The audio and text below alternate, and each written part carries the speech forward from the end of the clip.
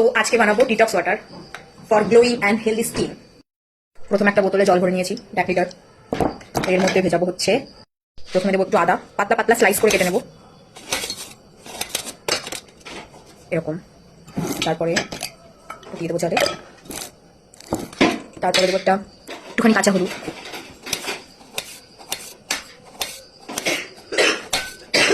ঠিক আছে, দিয়ে দেবো কাঁচা হলুদ এতটুকু। তারপরে দেবো একটু লেমন, এটাও পাতলা পাতলা স্লাইস করে কাটতে হবে।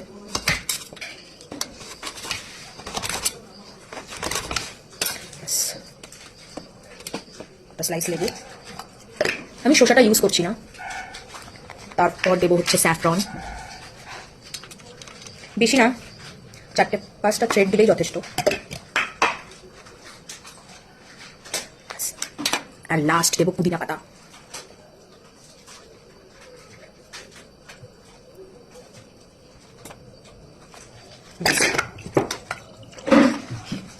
রেডি আমার ডিটক্স ওয়াটার।